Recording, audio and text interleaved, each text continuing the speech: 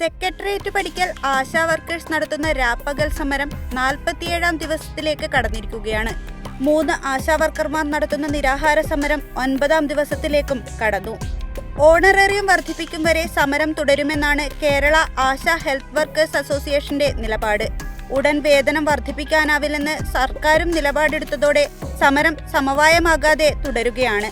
കേരളത്തിലെ UDFും BJPയും അടക്കമുള്ള രാഷ്ട്രീയ സംഘടനകൾ ആശാവർക്കർമാരുടെ സമരത്തിന് വൻ പിന്തുണയാണ് നൽകുന്നത്.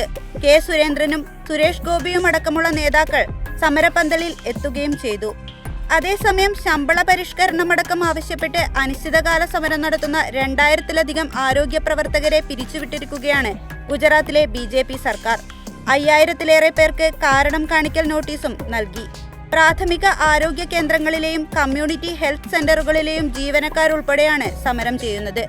കഴിഞ്ഞ 5 വർഷങ്ങളായി ഇവർ ശമ്പള വർധനവ് ആവശ്യപ്പെടുന്നുണ്ട്. സർക്കാരുമായി ഇതുമായി ബന്ധപ്പെട്ട് നിരവധി ചർച്ചകളും നടത്തി. എന്നാൽ ഒന്നും ഫലം കണ്ടില്ല. ഗുജറാത്ത് നിയമസഭാ തെരഞ്ഞെടുപ്പിന് മുമ്പായി 2022 സെപ്റ്റംബറിൽ ആരോഗ്യ പ്രവർത്തകർ വൻ പ്രതിഷേധം സംഘടിപ്പിച്ചിരുന്നു. തുടർന്ന് ആവശ്യങ്ങൾ പരിശോധിക്കാൻ മന്ത്രിമാരടങ്ങുന്ന 5-അംഗ സമിതിയെ സർക്കാർ നിയമിച്ചു.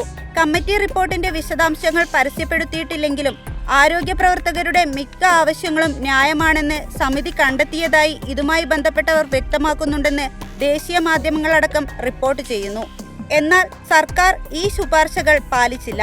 അതുകൊണ്ടാണ് വീണ്ടും പ്രതിഷേധമുയർന്നത്. മാർച്ച് 12 മുതലാണ് പണിമുടക്ക് ആരംഭിച്ചത്. മാർച്ച് 20-ന് സർക്കാർ അവശ്യ സേവന നിയമം പ്രഖ്യാപിച്ചു. പിന്നാലെയാണ് കൂട്ടപ്പിരിച്ചുവിടൽ.